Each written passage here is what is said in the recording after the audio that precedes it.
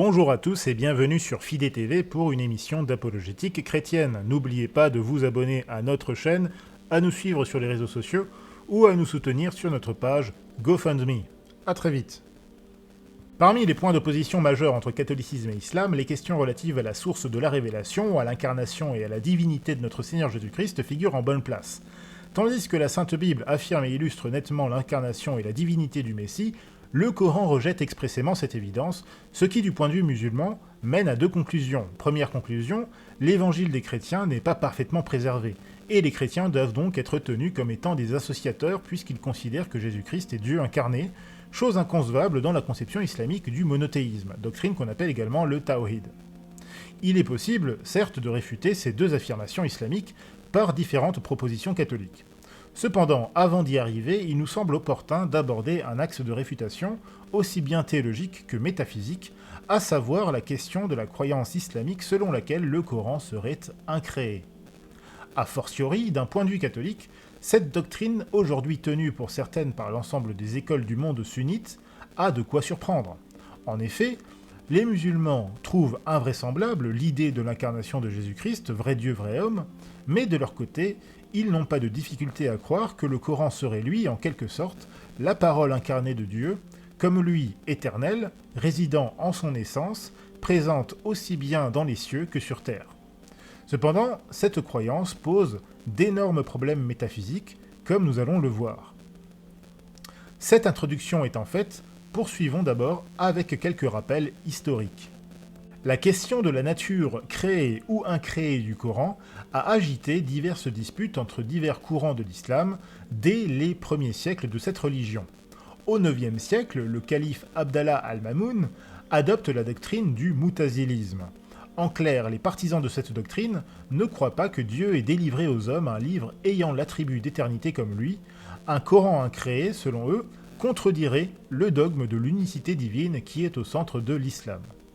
Pour les mutazilites, la croyance en un Coran incréé conduirait fatalement à une forme de bithéisme, autrement dit de shirk, c'est-à-dire un crime d'association. En plus d'arguments métaphysiques, les mutazilites avançaient des arguments plus pratiques, notamment herméneutiques. Constatant que le Coran contenait des irrégularités grammaticales, ou que certains versets en abrogeaient d'autres, ou encore que le sens du Coran devait être souvent élucidé au moyen de hadiths, il leur apparaissait clair qu'il n'était pas raisonnable de tenir le livre saint de l'islam comme étant strictement incréé. Rétrospectivement, on qualifia les mutazilites de rationalistes, par opposition aux courants sunnites orthodoxes qui, eux, soutenaient au contraire la thèse du Coran incréé, parfois de façon absolue, ou parfois avec certaines nuances que nous allons examiner plus tard. Après être devenu un mutazilite convaincu, le calife Al-Mamoun déclara sa doctrine comme étant un dogme devant être cru et observé dans tout le califat, en particulier par les fonctionnaires et les théologiens. Il mettra même en place une sorte d'inquisition, qu'on appelle la mihna, afin de passer à la question les personnes suspectées de ne pas soutenir la croyance du Coran créé. Les peines encourues pouvaient aller de la prison au coup de fouet, voire à la peine de mort. Cependant, sur la fin du règne d'Al-Mutawakkil, 10e calife abbasside, cette doctrine perdit de sa force, à tel point que c'est l'opinion contraire, c'est-à-dire le dogme du Coran incréé, qui s'imposa jusqu'à aujourd'hui dans le monde sunnite. Les mutazilites évoluèrent alors en un courant très minoritaire, tandis que les partisans du dogme du Coran incréé les déclarèrent apostats en puissance. Par exemple, au Xe siècle, le grand érudit Al-Tabari déclara « Le Coran est la parole incréée de Dieu. Qu'elle soit écrite ou récitée, qu'elle se trouve dans les cieux ou sur la terre, qu'elle soit inscrite sur la table gardée ou sur les tablettes des écoliers, qu'elle soit inscrite sur la pierre ou sur le papier, qu'elle soit mémorisée dans les cœurs ou clamée par les langues, quiconque tient une opinion contraire est un infidèle dont le sang peut être versé et que Dieu a abandonné. » Par la suite, de grandes autorités du monde sunnite exprimèrent généralement la même opinion. Les mutazilites, quant à eux, disparurent petit à petit en tant que courant formel, bien que très récemment, une association pour la renaissance de l'islam mutazilite a été créée en France. Il faut noter toutefois que la croyance du Coran incréé est avant tout un dogme tenu pour certains dans le monde sunnite. A l'inverse, de nombreuses autorités du monde chiite duodécimain ont très tôt soutenu, au moins en partie, les thèses mutazilites. Notons enfin que les théologiens catholiques, qui ont très tôt connu et réfuté l'islam, connaissaient très bien cette doctrine musulmane. Saint Alphonse de Liguori écrit de cette façon, remarquant au passage les polémiques qui semblaient encore agiter les musulmans de son époque sur cette question.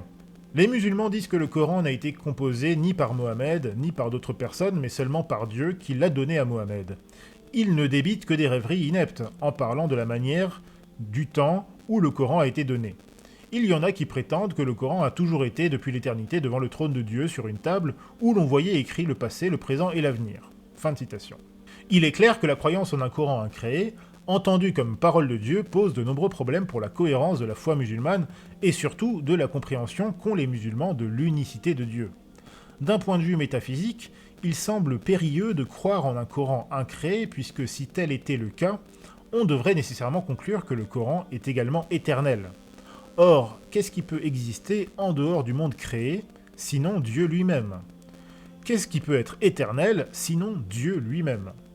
Ainsi donc, si le Coran est éternel et non pas créé, il doit donc nécessairement être une partie intégrante de l'essence divine. Mais dans ce cas, sous quelle forme ce Coran éternel existait-il avant d'avoir été envoyé sur Terre ? On lit dans la sourate 85 au verset 21 et 22 les versets suivants. Mais c'est plutôt un Coran glorifié, préservé sur une tablette auprès d'Allah. Ces deux versets sont fondateurs de la doctrine islamique de l'inhérence et de la perfection du Coran. Mais ils fondent également la croyance en un Coran incréé, éternellement présent et préservé à côté du trône de Dieu. Notons en outre que dans la tradition islamique, on admet l'existence d'un verbe créateur et d'un Coran préexistant. Cependant, la question est de savoir sous quelle forme préexistait ce Coran, sous une forme matérielle ou en tant qu'attribut divin. Dans les deux cas, la conclusion semble devoir amener inévitablement à une contradiction avec la doctrine islamique du Tawhid. Il n'est donc pas difficile de comprendre les intenses querelles et disputatio entre écoles théologiques islamiques à ce sujet depuis le début de l'islam. En effet, l'islam et la branche sunnite en particulier reconnaît sans difficulté l'existence d'attributs divins, le sifat. Dieu est omniscient, le vivant, le tout-puissant. La question est donc de savoir, dans le système islamique, quelle est la relation de ces attributs avec l'essence divine, le dhat. En l'occurrence, la question est de savoir si le Coran incréé doit être inclus parmi ces attributs, et si oui, de quelle manière ? En tant que livre, en tant que simple parole de Dieu, en tant que parole de Dieu strictement interne à l'essence divine, ou en tant que parole de Dieu diffuse et donc à la fois interne et externe à l'essence divine. L'orthodoxie sunnite admet généralement la parole de Dieu comme étant l'un des attributs de Dieu, résidant éternellement et distinctement dans son essence. Deux grandes écoles doctrinales du monde sunnite se sont affrontées sur cette question. Les Hanbalites et les Asharites admettaient ensemble que le Coran était la parole incréée de Dieu. Cependant, les Asharites tenaient la composition du Coran en arabe, son ordonnancement en mots et en lettres, comme étant des éléments créés et donc accidentels. Tandis que les Hanbalites, rejetant ces distinctions, tenaient l'ordonnancement et le moindre détail de la composition du Coran, c'est-à-dire la langue, les lettres, les espaces, les couleurs également, comme étant non pas accidentels, mais éternels, inséparables de la nature même du livre. Quoi qu'il en soit, on voit ici que les musulmans ont très tôt été contraints de débattre et de réfléchir à ces questions, induites d'ailleurs par les passages du Coran que nous avons vus précédemment. Il existe quantité d'autres variations aux opinions que nous avons évoquées, notamment celles d'autres courants sunnites qui insistèrent sur une nature à la fois créée et incréée du Coran. Mais il n'est pas question ici d'en faire le détail. Nous pourrions aussi faire remarquer que ces questions métaphysiques ont occupé les pères et les docteurs de l'Église longtemps avant et même longtemps après l'islam, de saint Augustin jusqu'à saint Thomas d'Aquin. Mais là encore, il n'est pas le moment d'en parler. Ce qui est important de comprendre ici, c'est qu'au final, les musulmans doivent admettre que sur cette question du Coran créé ou incréé, ils font face à une sorte de mystère qu'ils sont bien en peine de résoudre ou même d'approcher de façon satisfaisante. Certains théologiens musulmans ont même pris le parti d'éviter de trop parler de cette question, cause de division et d'interminables débats. Certains musulmans d'aujourd'hui se targuent souvent d'être les champions du tawhid, et pensent pouvoir démontrer que leur compréhension de l'unicité de Dieu est plus simple et plus cohérente que celle du catholicisme. Or, un examen attentif de la question montre qu'en réalité, le Coran lui-même se pose comme une pierre d'achoppement face à ces prétentions. Nous verrons plus loin que, loin de prouver la véracité de l'islam, cette controverse conduit une fois de plus vers des solutions qui ne peuvent être que chrétiennes et bibliques. Il va de soi que les musulmans tiennent le Coran pour être un livre parfait et sans erreur, écrit dans un arabe de la plus haute excellence. Autrement dit, ils considèrent que le contenu du Coran est infaillible et sans faute, non seulement dans son message, mais également dans son style, qui est réputé inimitable, ainsi même que dans son agencement. Le Coran proclame lui-même, comme chacun le sait, dans la sourate 26, verset 2 ou encore au verset 195, « Voici les versets du livre explicite. Ce Coran, c'est le Seigneur de l'univers qui l'a fait descendre, et l'Esprit fidèle est descendu avec cela sur ton cœur, pour que tu sois du nombre des avertisseurs, en une langue arabe très claire. » Un grand nombre de théologiens musulmans a beaucoup insisté sur ces qualités intrinsèques au Coran, notamment à des fins apologétiques. En particulier, un grand nombre de théologiens mutazilites se firent les apôtres de cette approche. De nombreux théologiens sunnites prendront leur suite avec encore plus de zèle. Cependant, tout chrétien qui a lu le Coran ne peut qu'être dubitatif face à de telles prétentions. Qu'il soit lu en arabe, en perse, en turc, en français ou en anglais, force est de constater que l'intelligibilité et la cohérence de l'agencement du Coran sont très loin d'être évidentes. Pour ce qui est de l'agencement lui-même, nous avons souvent remarqué dans nos travaux apologétiques à quel point la lecture du Coran pouvait être pénible, étant donné qu'on n'y trouve aucune cohérence narrative. D'une sourate à l'autre, d'un verset à l'autre, l'auteur du Coran change de propos sans crier gare et sans raison apparente. La trame générale y est donc totalement décousue, ce qui donne l'impression, ou plutôt la certitude de notre point de vue chrétien, qu'il s'agit ici d'une œuvre composite qui n'a pas grand-chose à voir avec la profondeur et la cohérence réellement divine de la Sainte Bible.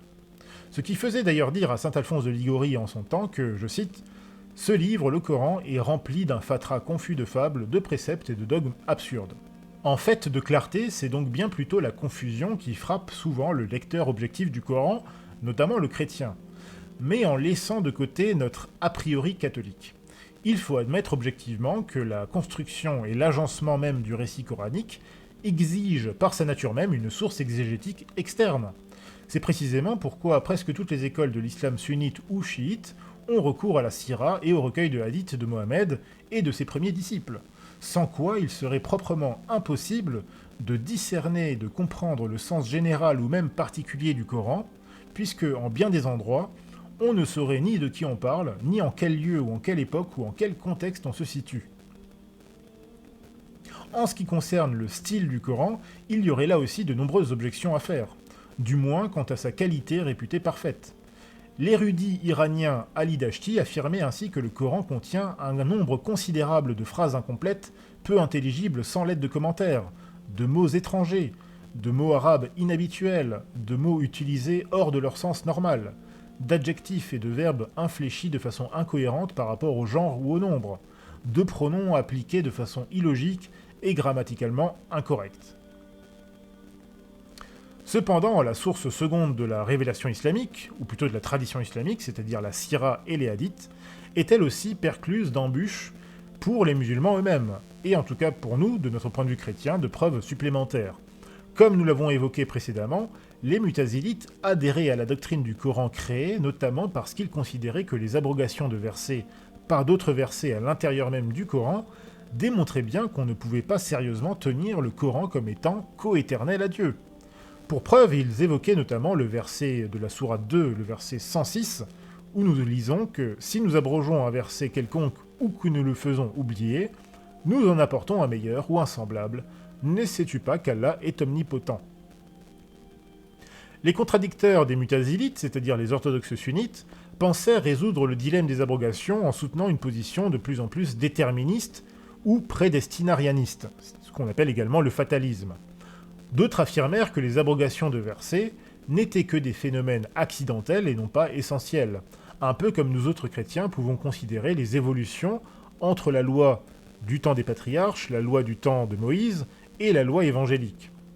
Cependant, ces tentatives d'explication ne tiennent pas la route, et les musulmans, pris de façon bien compréhensible, dans le paradigme de leur croyance, omettent de remettre en cause la validité de la mission prophétique de Mohammed. Or, le seul exemple des fameux versets sataniques démontre aisément que la question du Coran créé ou incréé s'efface lorsque l'on constate que le prophète de l'islam fut un jour trompé de façon grossière par un démon lui ayant révélé un verset du Coran appelant à vénérer des divinités païennes. Et il existe bien d'autres cas similaires menant à peu près aux mêmes conclusions. De plus, depuis le début du XXe siècle, et plus récemment encore, de nombreux chercheurs, qui ne sont d'ailleurs pas souvent des chrétiens, ont mené d'intenses études linguistiques et archéologiques qui tendent à démontrer que, de toute évidence, le Coran a connu de profondes révisions par la main humaine dans les décennies qui ont suivi la mort de Mohammed. Mais au-delà même de ces considérations, se pose tout simplement la question de la formation du Coran. Si le Coran existait comme parole de Dieu incréé de toute éternité, nous savons tous qu'il n'a été révélé à Mohammed qu'au 7e siècle de notre ère, c'est-à-dire entre l'an 618 et l'an 632. Or, tout lecteur familier du Coran s'aperçoit facilement qu'en divers endroits de ce livre, certaines révélations sont le fruit de réactions topiques et chronologiquement circonstanciées. Pour prendre un seul exemple, l'abrogation de Coran 33-37 par Coran 33, versets 4 et 5, qui se produit dans le contexte houleux du mariage entre Mohammed et Zaynab. Comment donc croire à un Coran éternel et préexistant, non pas comme simple parole de Dieu, mais comme loi divine ineffable? Ce seul exemple permet de comprendre pourquoi les mutazilites prirent le parti du Coran créé, tandis que l'orthodoxie sunnite a pris le parti d'un Coran incréé. Or, cette dernière option a indubitablement favorisé une approche beaucoup plus littéraliste et prédestinariste du Coran. En clair, les prétentions islamiques concernant les origines mystiques ou divines du Coran ne résistent pas ici à l'évidence. De façon assez ironique, ce dilemme coranique peut être assez facilement résolu. Cependant, la réponse ne se trouve pas dans l'islam, mais dans le catholicisme. Comme chrétiens, nous n'ignorons pas la vraie nature du Coran. De nombreux passages, clairement empruntés au Talmud, aux évangiles apocryphes, voire à des légendes profanes, laissent apparaître que ce livre n'a pas pu être révélé par Dieu. Mais plus fortes sont encore les contradictions entre l'évangile et le Coran. Et plus fortes peut-être encore sont les contradictions que Dieu a permis de laisser paraître dans le Coran, comme pour nous permettre de mieux indiquer la voie véritable à nos amis musulmans. En effet, tout en rejetant expressément la divinité du Christ, le Coran déclare dans le même temps et dans le même verset, de façon tout aussi explicite, que Jésus-Christ est la parole de Dieu, Kalimat Allah, mais qu'il est aussi l'Esprit de Dieu. Nous lisons en effet dans la sourate 4 au verset 171 le passage suivant. « Ô gens du livre chrétien, n'exagérez pas dans votre religion et ne dites d'Allah que la vérité. Le Messie Aïssa, fils de Mariam, n'est qu'un messager d'Allah, il est sa parole qu'il envoya à Mariam, et un souffle de vie venant de lui. » Dans le même temps, ce passage de Coran 4, 171 déclare aussi que « Croyez donc en Allah et en ses messagers, et ne dites pas trois, cessez, ce sera meilleur pour vous. Allah n'est qu'un Dieu unique, il est trop glorieux pour avoir un enfant. C'est à lui qu'appartient tout ce qui est dans les cieux, sur la terre, et Allah suffit comme protecteur. » Donc nous voyons ici que, dans le même passage, le Coran déclare à la fois Jésus-Christ comme parole de Dieu, souffle de vie venant de Dieu, et dans le même temps, ce passage du Coran déclare que Jésus n'est pas Dieu ou qu'il n'est pas d'essence divine. Cette contradiction est confirmée ailleurs dans le Coran, par exemple dans la sourate 3, verset 39, où un ange déclare que Jean le Baptiste sera le témoin d'une parole de Dieu, Kalimatim min Allah, ou encore dans la même sourate, verset 45, où Jésus-Christ est décrit comme étant une parole de la part de Dieu, Kalimatim minhu. Naturellement, un certain nombre d'auteurs musulmans ont tenté de contourner cette difficulté, en affirmant que ces passages devaient être compris comme une parole venant de Dieu, et non pas comme la parole de Dieu. Ou en affirmant encore, notamment dans le cas de Coran 3, verset 45, que la parole de la part de Dieu désignait simplement une inspiration divine envoyée sur Marie pour lui délivrer un message. Cependant, ces arguments relatifs à la sourate 3 ne peuvent pas éviter l'évidence éclatante de la sourate 4 au verset 171, où Jésus est explicitement et personnellement décrit comme non seulement la parole de Dieu, mais en plus l'Esprit de Dieu. Un titre que aucun autre personnage du Coran ne s'est jamais vu attribuer. Comment est-il donc possible que les musulmans sunnites croient dur comme fer à l'éternité du Coran comme parole de Dieu, et donc comme attribut interne à sa personne et à son essence, tout en rejetant l'idée même de l'incarnation et de la divinité de Jésus-Christ, que l'auteur du Coran lui-même est contraint de qualifier de parole de Dieu, kalimat Allah. Tout musulman sérieux devrait à ce stade admettre que l'idée d'incarnation de Jésus-Christ, vrai Dieu, vrai homme, ne devrait pas poser de problème, puisque comme les musulmans le reconnaissent volontiers, rien n'est impossible à Dieu. Or, une fois que l'on admet la chose, il faut donc conclure nécessairement que la parole de Dieu étant essence divine, elle est donc en Dieu et ne peut être que Dieu. Telle est la vérité énoncée dès l'ouverture de l'évangile de Saint Jean, où nous lisons « Au commencement était le Verbe, et le Verbe était en Dieu, et le Verbe était Dieu. Il était au commencement en Dieu, tout par lui a été fait, et sans lui, rien n'a été fait de ce qui existe. » Il est donc clair que le Messie Jésus-Christ est bel et bien Dieu le Fils, conformément aux prophéties, conformément à l'Évangile et conformément aux déclarations claires de ce même Jésus-Christ. La Sainte Écriture le proclame en effet comme étant Dieu, notamment dans Ésaïe 9.6. Elle le proclame également début, commencement et fin de toute chose, dans Apocalypse 1.8. Elle le proclame éternel, comme dans Jean 8, verset 58. Elle le proclame engendré, non pas créé, consubstantiel au Père, dans Jean 14.9.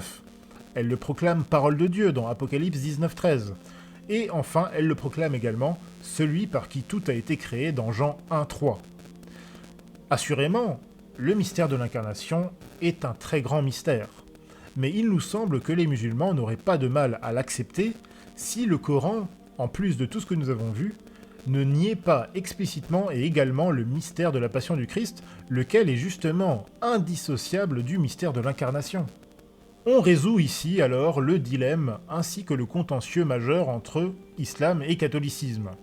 Si Jésus est la parole de Dieu, il est donc nécessairement éternel. Et s'il est éternel, il est donc nécessairement Dieu. Et si tel est le cas, alors il est clair que le Coran, qui rejette la divinité du Christ, qui rejette la passion du Christ, ne peut être en aucune façon la vraie révélation de Dieu. Je vous remercie de m'avoir écouté et que Dieu vous bénisse. À très bientôt.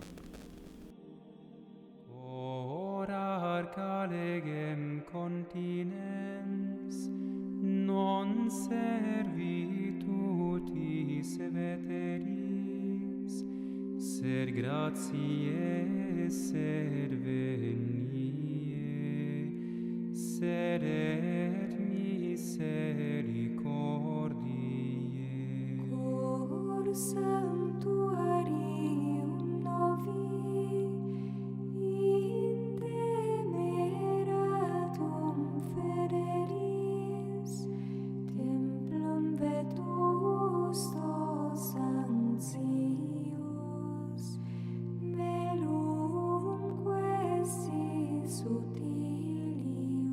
Te vulneratum caritas, ictu patenti voluit, amoris invisibilis, ut veneremur vulnera.